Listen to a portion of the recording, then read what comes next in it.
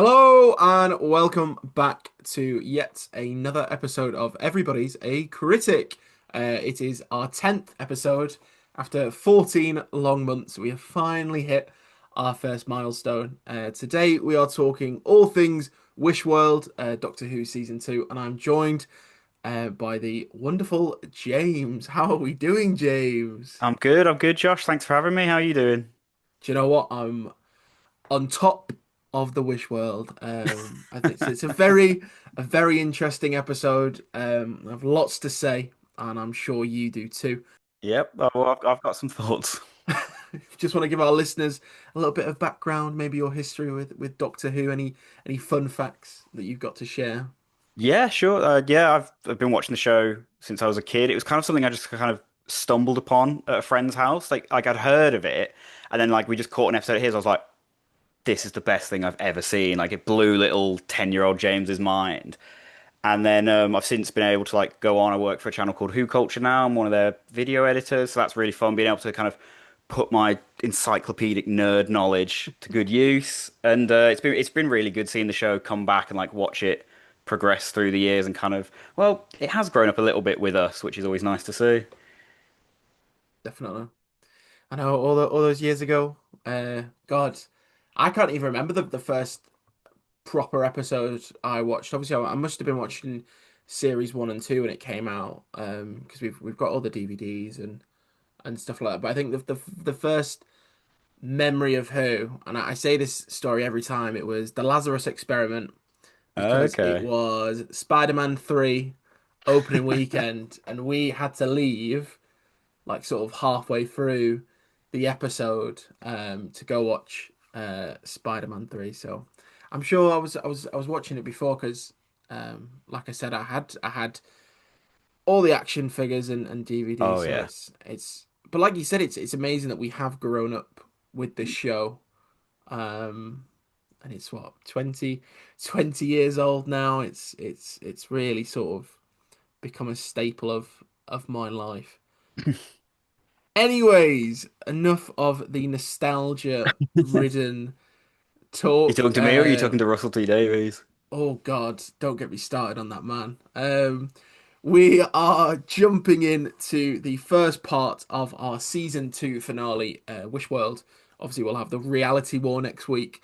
Overall, James, what were your thoughts after today's episode? I I wanted to like it. I went in like really hopeful for it. Really like, okay, yeah, this will be interesting. A whole like different reality. I think Doctor Who does great. It works really well with that idea of a completely new world. It's a great idea. I just think the problem is they shouldn't have told us that the Rani had come back last episode, and they shouldn't have shown us that scene at the start where she goes and gets the baby. Because I don't know about you, I felt like I spent most of this episode going, okay, yeah, well, the characters don't know it, but we know that it's the Rani. We know that it's going to be something to do with that baby. We're kind of waiting for the characters to catch up with the audience, which I think just felt a bit weaker. It'd be way more interesting if we're trying to figure it out along with John Smith.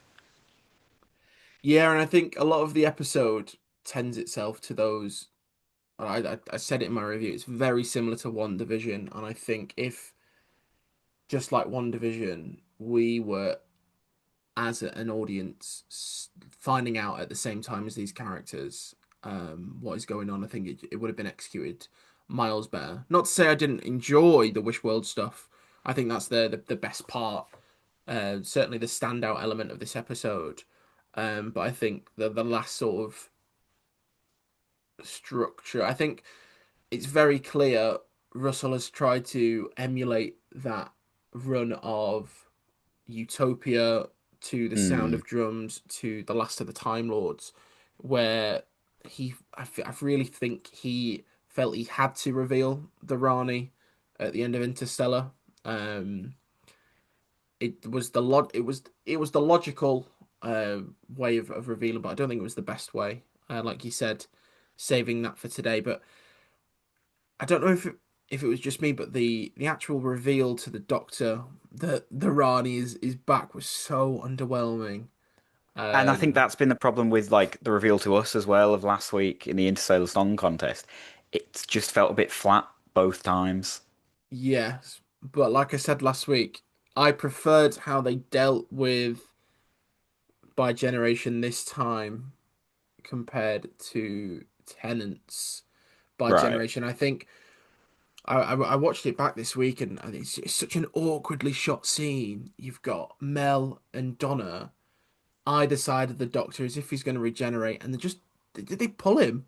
They pull him apart. It doesn't work. And I I think don't mind that. I thought that was a bit fun. It worked because no, again, it's because he's coming along with the audience. We don't know what bi-generation is. He doesn't know. He's like, I can just feel something. So he gets them to pull him apart. I think the music is better. The camera work of the way like it comes over him. It treats it as a big deal, as if it's not going to happen again. And then you get the Rani doing it. She's like, oh, split apart and walk away. It's like, oh, that's it, is it? Okay, I guess we're moving on.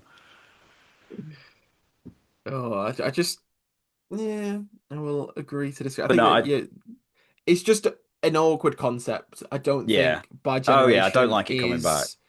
I think we should park the bus, move on, and never go back to it again. And I'm very nervous that we might see it one final time. Um, I don't think we will, but I just feel like Russell's over reliance on it at the minute in terms of continuing the narrative and with the thought that Susan is on her way back if she even shows up next week. Surely she's Um, got to.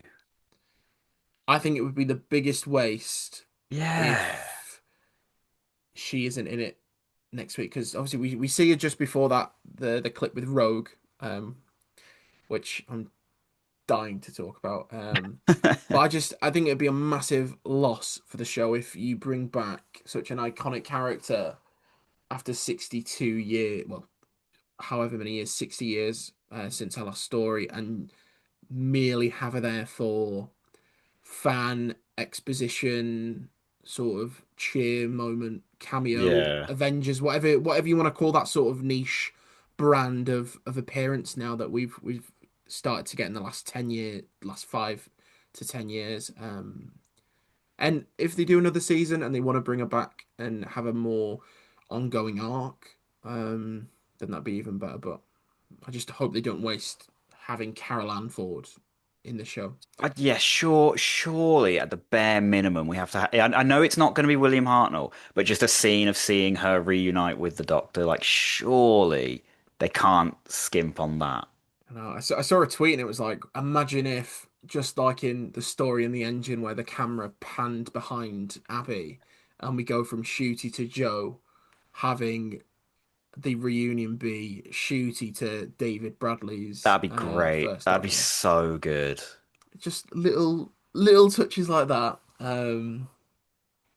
But yeah, I think the postmodernism of Wish World and Conrad's awful ideologies and views of the world being propelled. I absolutely slated the incel stuff in the Robot Revolution, but I think this is Russell T Davies at his best in terms of dystopian Yep. written settings and impact. Just it's such impactful writing because it works really well, and I think I wish a pun. I wish this episode had really just focused on that a lot more, and just kept those characters in that reality a little bit longer. I think Okay. as soon as we leave the Wish world and head to the Bone Palace, the episode falls apart massively. Um, in terms of once the Doctor and Belinda go past the threshold.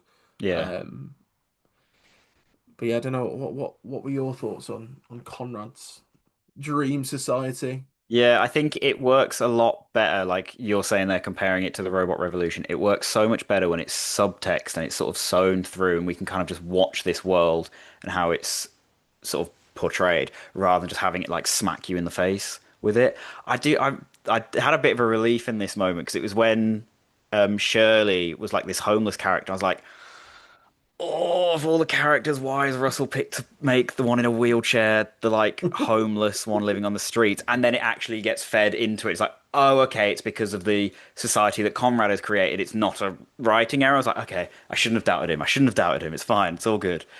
But I thought that was a really interesting idea of having this sort of like community underneath. I think it's a great way of bringing Ruby back.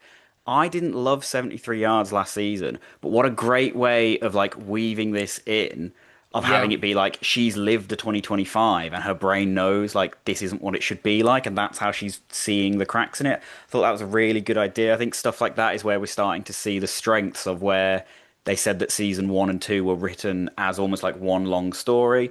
Yeah. Again, I don't know how you would then do Conrad and set him up. But how mint would it have been if we hadn't seen Ruby yet this season? And it's as that door opens and she stood there like we don't know, and that's why she's come back.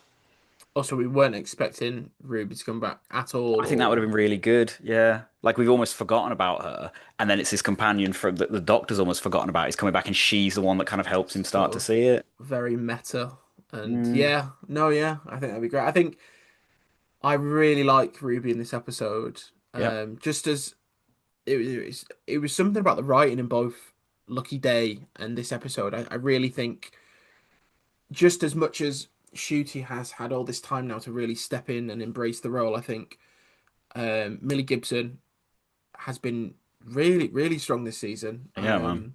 She was great in season one. I think she had some moments where there was doubt on her sort of performances as Ruby, but I think she's two for two this year. I'm really excited to see what they do with Ruby. I think she is more significant than we think at the minute. Whether or not they're going to do a Ray Palpatine, Hmm. which is they kept when when introduced this new member of the Pantheon, and they're talking about luck and the seventh son of the seventh son. All this luck became a really significant thing in that opening sequence, and I really hope they don't. But I think Ruby has some underlying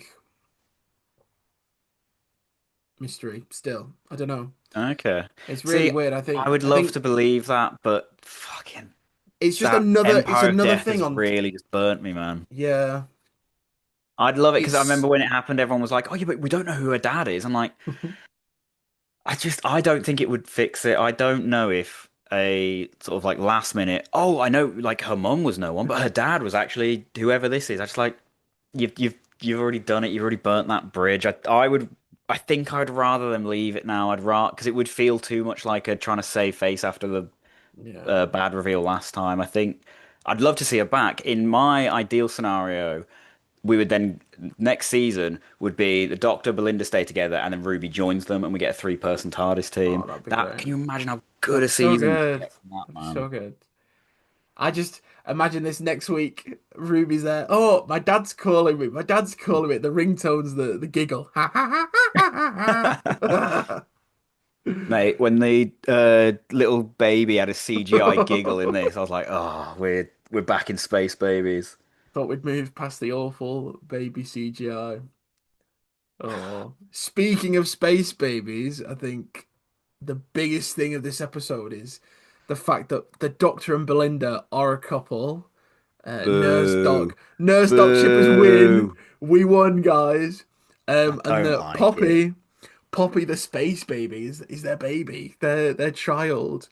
And she's obsessed with cats. I think that's got to be a clue. She keeps meowing. And then New Earth sequel. she's the face of Bo.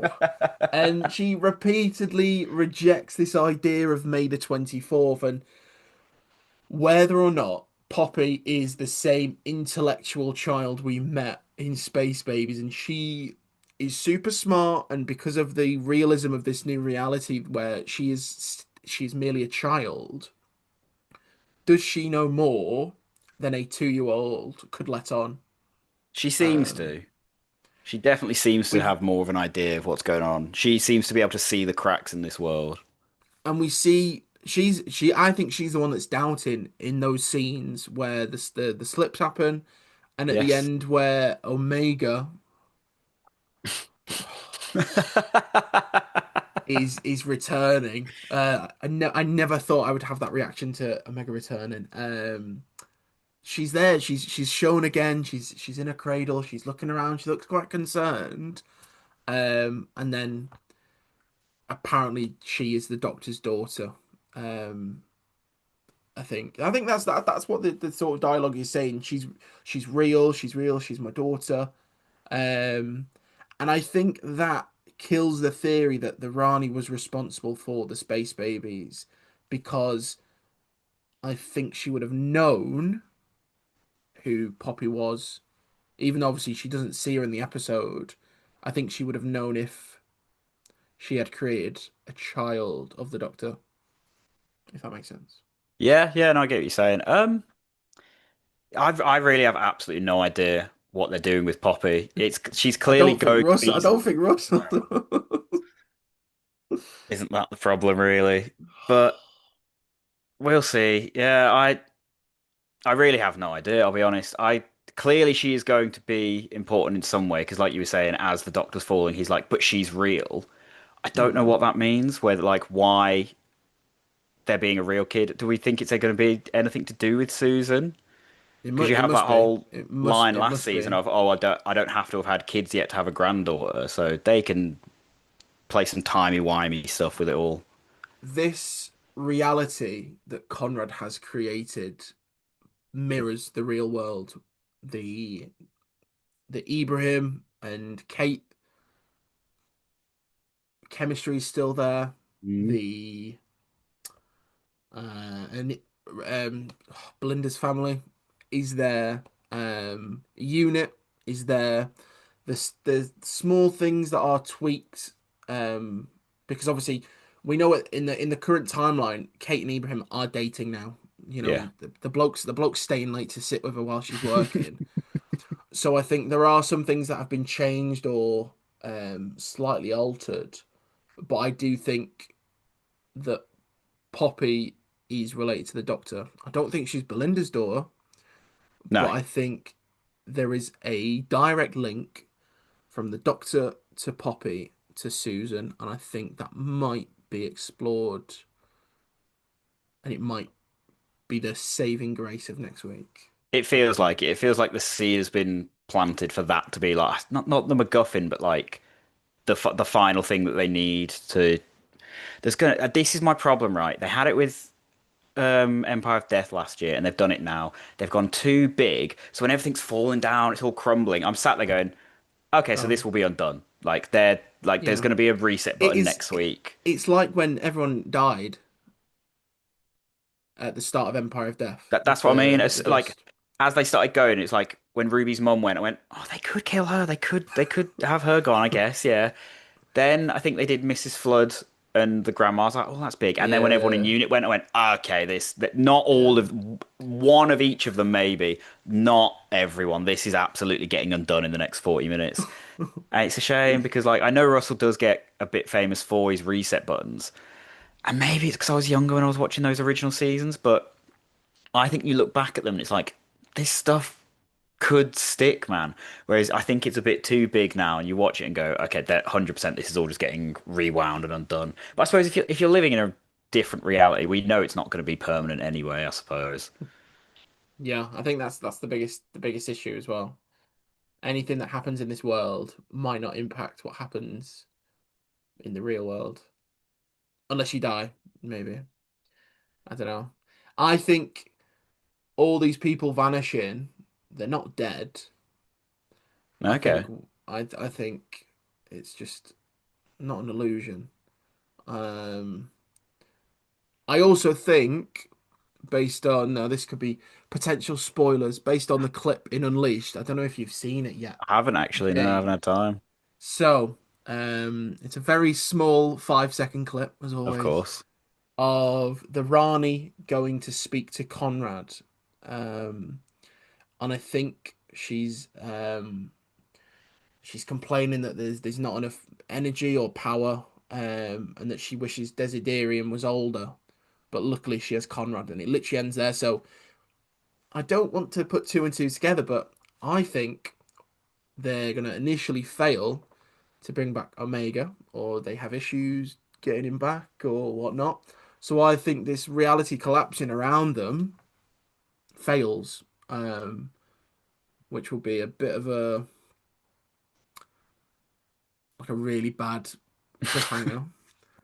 Um, but yeah, like you said, we're older now. Cliffhangers mean like it's really difficult now to write a good cliffhanger, I think, because of the modern age of television, and we know there's another episode, someone's at the door. Um, very weirdly, it's probably the doctor. Oh my God, Ruby Sunday's outside. Ruby Sunday's outside. Um, but yeah, I think it might be a an even more underwhelming cliffhanger next week after the opening few minutes. Yeah, I'm because I am struggling to see what next week's going to be. Do we think we? So you don't think we're going to get Omega at all? You think Oh no, it's we just a bit of a will. red herring? Okay, I think we will. But I think they don't have enough energy to bring him all back or open this portal to the right, okay. underworld, whatever it is. Just based off that clip, I could be completely wrong.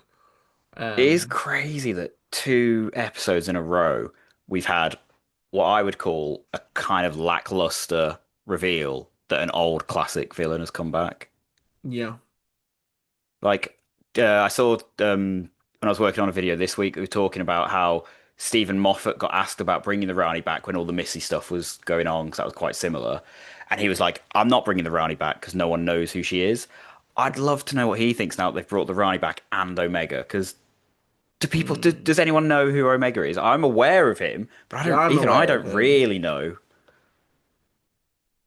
I feel like Omega was always rumored for the 50th anniversary. It was like it was always a name that people wanted to come back, but maybe necessarily, bless me, didn't really know enough about the character to demand a return. I'm sure Fair his enough. name got thrown in the hat when it was all the one who waits and the boss, which we still don't Yeah, know, by the way. We still actually don't know who the boss is. I think the boss is the Rani. I could be It's wrong. safe to assume that, but it would be nice to just be told. Yeah, please tell us in some exposition. Some call me Frau Rani, other call me the boss. Like, just yeah, I'm just there's a lot going into next week, which is worrying to say the least. Um, Obviously we spoke about Unit. We've mentioned the stuff about Poppy. Just yeah, what are your thoughts going into next week if you had to make any predictions?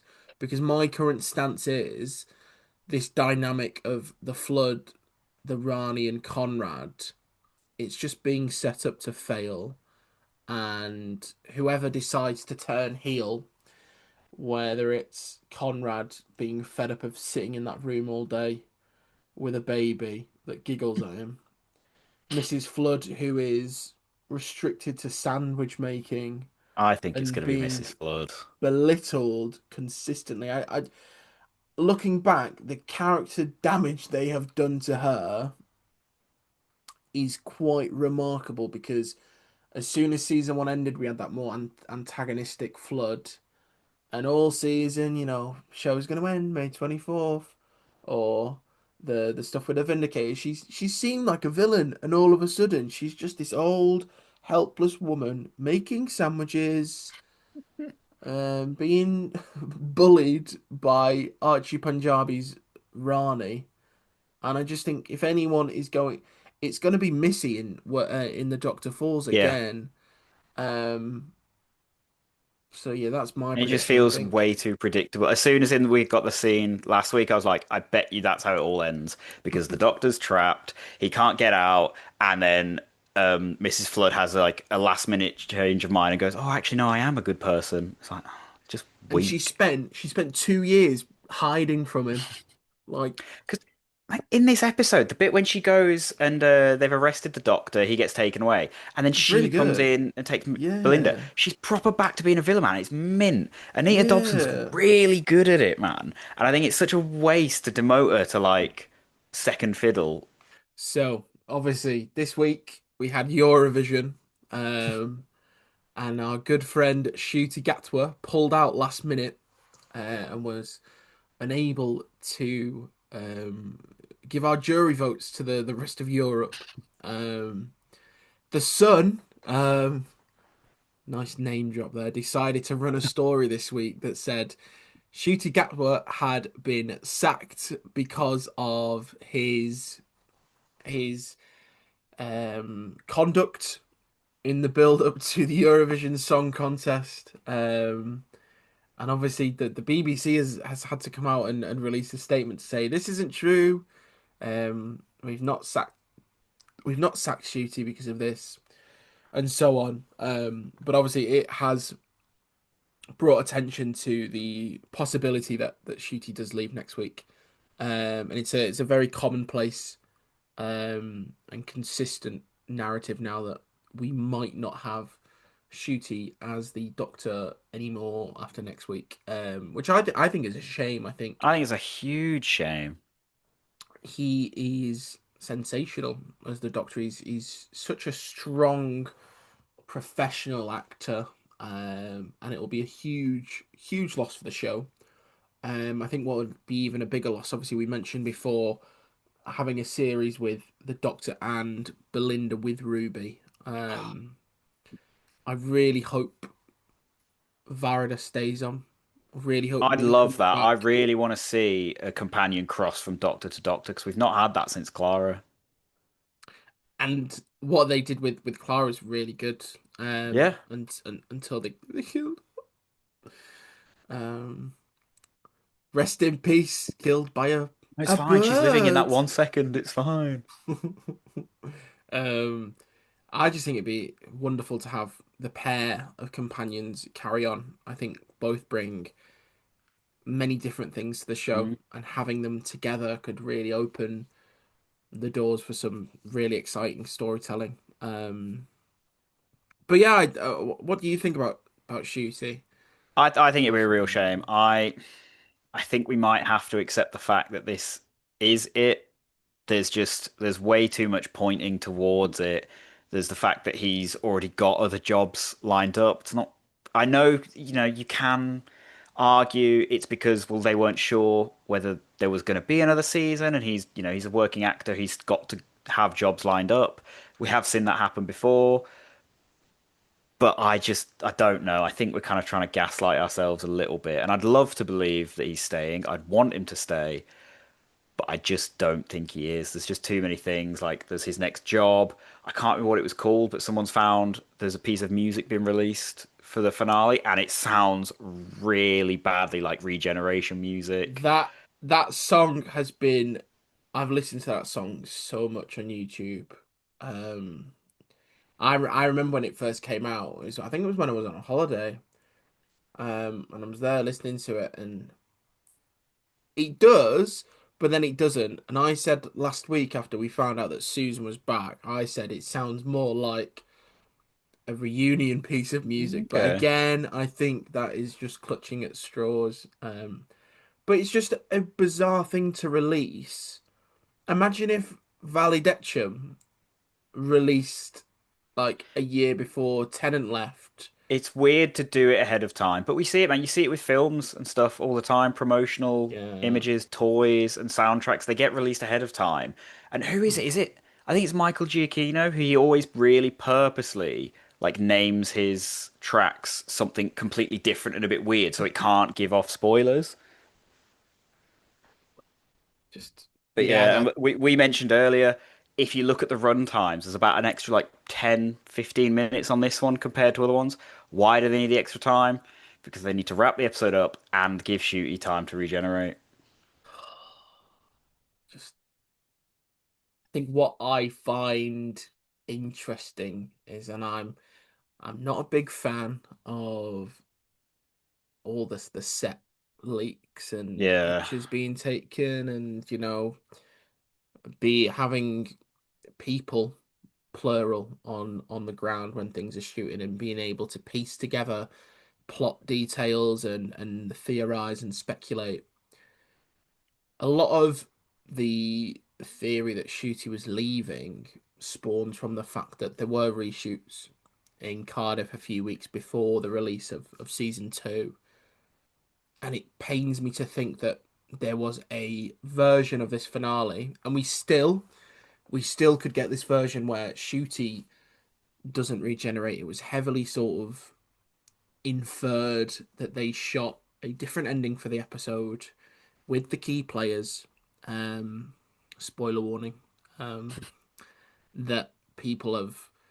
It was never outright said it was regeneration, but the person in question who released this information has really sort of shone a light on the fact it could be a regeneration. And I think there's still a tiny glimpse of hope that Shooty stays. There is an ending out there where he just gets in his TARDIS and goes off to his next adventure, but we shall see. And it'd be really interesting because obviously for anyone living under a rock, Disney have been sending the episodes a few days prior to release. There was a big redaction last week that we spoke about when we had Neil on. I'm not expecting Disney to send the episode this week whatsoever, but I think that will make the cinema trip a lot more Mm, enjoyable. And I think if they do send anything, it will be heavily redacted, maybe half an episode. But I think that would be even. I would rather them not send the episode as opposed to sending the episode with 10 minutes yeah. cut off the end because that will be We're the clearly sign. big gearing up for something big. I don't know what it is. It could just be a big episode. It could be, I mean, Omega's been name dropped now. It could be the regeneration, but something big is going to happen because they've pushed the iPlayer release time. Like no one Yeah, has access to this until it's on eight BBC One. o'clock next Yeah, week. So yeah, I don't think 10 to, screeners 10 will to be sent 7. out. 10 to 7. 10 to Oh, 7 actually, James. oh, I saw this that Americans were kicking off that we'll have Why it why do 10 why minutes do early. why do they get it 10 minutes earlier than us? We brought the show back. We brought the show back. Um I think another theory that's just dawned upon me, if we are to believe that Shooty is going to regenerate, are we going to get a repeat of the Power of the Doctor where Omega is struggling to materialize in the real world after being in the underworld? And just like we saw in Lux, Omega's going to need Shooty's regeneration energy. Um, he could even That could even be a really cool ending for Mrs. Flood. Have have the Rani just say yes, Sodder, and use her regeneration energy as well. And then we're back to one Rani. I don't know. It's really interesting what they're going to do because we have seen outside of the Unleashed clip nothing for this episode. Like we have seen Yeah. every single scene from marketing in this episode, in this season. Sorry. Up to now, so it's very intriguing. This is what I mean. I feel like going into this episode, we really like we have theories and we can piece stuff together, but we really are going in a little bit blind. Which is a bit like last year because the sand-ridden Earth or the woman that the Doctor meets for the spoon, we wouldn't have speculated on things like that happening. So I'm just Russell T Davies is a fantastic writer. I will say it time and time again. I have every faith that he has the tools to land this season really well, but I have every right to also doubt that based on last year, and there's so much going on and so much to worry about that really casts a shadow on everything. Which is it's a shame because you want the best for this show. You want it to be sensational and one of the best endings and And save I think it's that of what Chris. you're saying. It's a shame that like we're in a position where it's like, oh yeah, he can do it, but I don't know if I have the faith in it anymore. And I think Yeah. that's what the biggest issue with the reveal of Ruby's mum was last season. It was a show of bad faith. So now, whenever they're like creating mysteries and giving us clues and stuff, there is always going to be that thing in the back of our head being like, oh yeah, but what if it's just another Ruby's mum? What if it just turns around and goes, oh no, it wasn't anything. Like, I do think that has done some, I don't know if I want to say irreparable, but that has damaged the faith in the Mm. show a little bit, Yeah, I think. massively. I also think as well with Omega, I don't even think I've really divulged into how much I hated the line. It reminded me part of the Spy Master being revealed, where Jodie goes, "Oh," and then you've I got quite like that. no, but I'm saying it reminded me of it because when we've got this idea that the one who is lost, I think we should have had those seeds planted ages ago. Yeah. Maybe in a one of those Mrs. Flood scenes. I think the best one to have done it in was the well. Because the week after that is, "Hi Belinda, I'm just getting my pills." Oh no, 2 weeks after that, sorry. I think we should have had those seeds planted, just as we did for the one who waits. That works really well. Because we got that was brought back, and it's just a new thing. I think we will look back next week and think, did we really need Omega as well as a new member of the Pantheon and the Rani? Because the unholy trinity now is a pen. What is it? A pentagon? There's Yeah. five of them, really. And Um, like, just you make this whole thing about the Pantheon. You know, you big them up. They're huge. They're supposed to be really powerful. And then again in this, it's just a, oh, and by the way, this baby's one of them as well. where's the Harbinger? Where is the Yeah. Harbinger? There's no Never build seen a up. There's no chaplain big baby reveal. There's before. no like gravitas around it. It's just, oh, and by the way, he's the god of luck. Oh yeah, yeah, just got a really lucky baby. That though, that reveal is so good in the cottage in Bavaria with the family. All week people have been like, "Oh my God, it's a shed on Gallifrey. Oh my God, it's all this," but it's no, it's just 1860, whatever it is. The violets when Violet gets turned into violets, that was really cool. It's a really good effect as Um, well. the only really bad effect was when the Rani flies into the Bone Temple and lands. Yeah. Like, even when she's flying, that looks fine. It's all It's right. when she comes in very sort of Star Wars-esque, flying onto an Imperial Mhm. Star Cruiser, whatever they're called. And it's so I think it's the lighting that makes it so clearly green screen. And you've got this huge landing bay, and the Rani's taking up like such a small fraction of the shot that it just looks awful.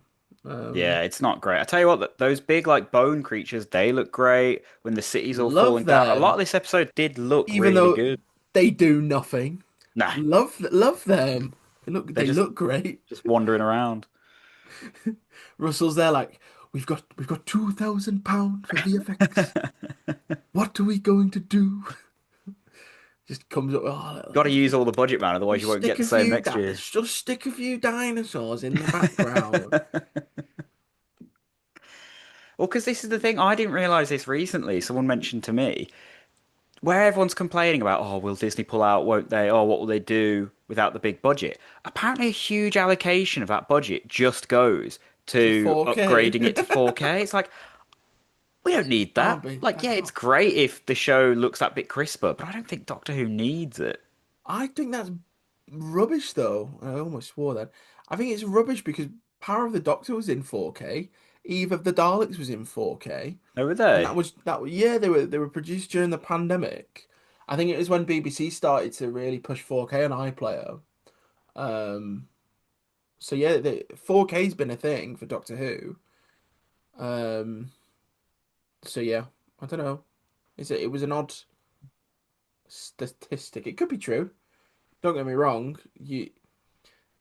I think that the cost for Bad Wolf to produce this show, you can see it in Unleashed, and I watched that Russell T Davies documentary. You can see it clearly cost a lot. So Oh, God, yeah. I just think it's the scale of production rather than something as simple as 4K upscaling. Um, but yeah, I think. Is there anything else that you want to say about this episode, or any final predictions for next Um, week? predictions. I really have no idea how the main story's going to wrap up.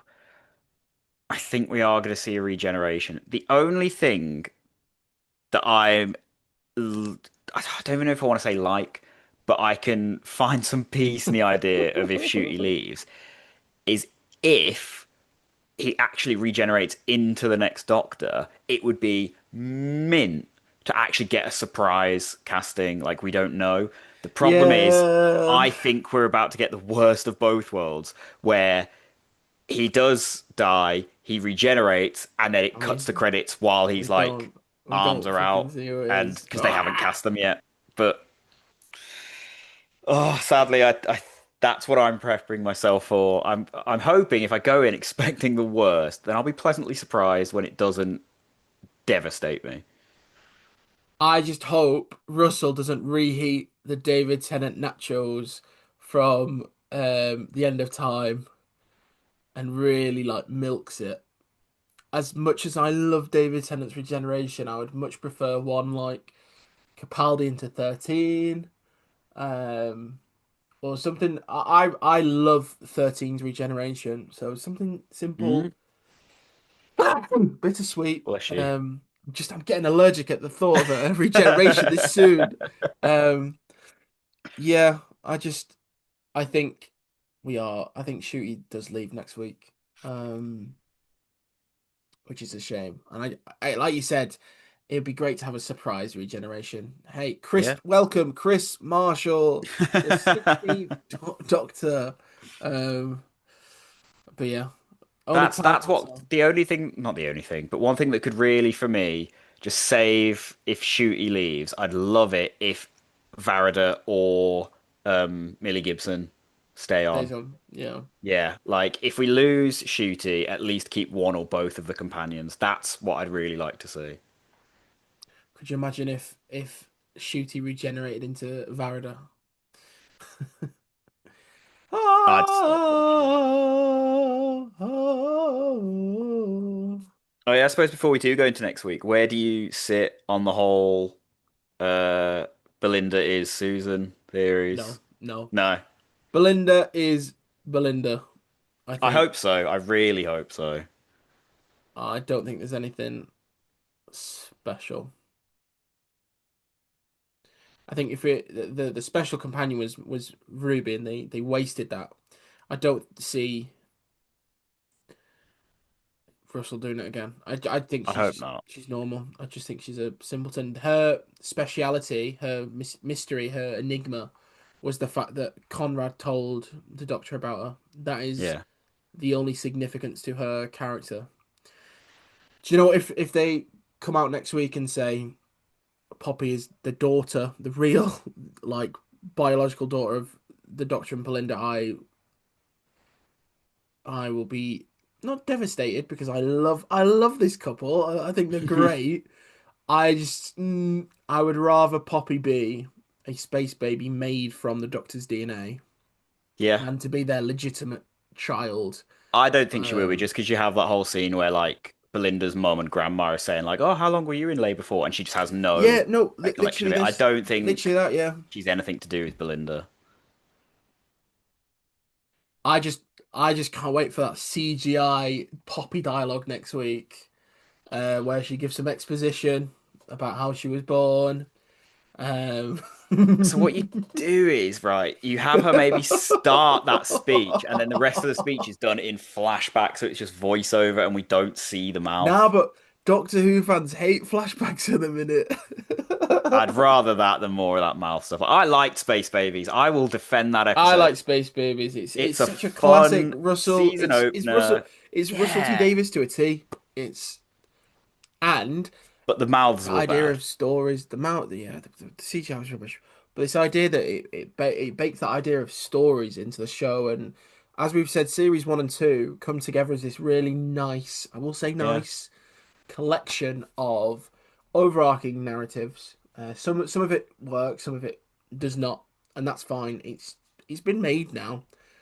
But I genuinely think in a few years' time, people will look back at season one, especially, and realize how overcritical people were of those episodes. Because I feel like the reception to season two has been really strong. Yeah. Um, I think it should have been stronger for season one. Um, Personally, I I've I think really liked season season one. one is a lot better than people give it credit for. It's Yeah, just that last episode, man. The last episode really fumbles the landing it and it does. makes everyone think that the entire season was just crap and it was Yeah, rubbish. It wasn't. There was some no, really good stuff in there. including 73 yards, James. Maybe not 73 yards. Okay, I think that brings an end to this episode. Thank you, as always, for listening, for tuning in, wherever you find your podcast, whether it is on YouTube or Spotify. We are also available on Apple Podcasts. We should hopefully have an episode next week. I'm going to try and bug good old Christopher Mills. Christopher rates it to come and discuss the season. Just depends when we get time, really. I, of course, will be at the cinema screening next week. I'm so excited to go. I have made the greatest t-shirt of all time. Um, let me. I'll put a picture in. For people who don't realize, I have Omega on there as well, which is like my favorite thing. I sent it to the printers on Tuesday, just after I'd watched the episode, so I had to squeeze him in because I thought, oh, he's got to be on there, even though I hated the inclusion of him. But I'll be there if anyone who listens is there. Um, Say hello, just boost my ego a bit. Um, but yeah, thank you to James for coming on. It's been an absolute pleasure. No, cheers I for will having me. link his various things, who culture, what culture, all down in the description. And yes, we will see you next week for hopefully a good finale. Thank you guys. Bye.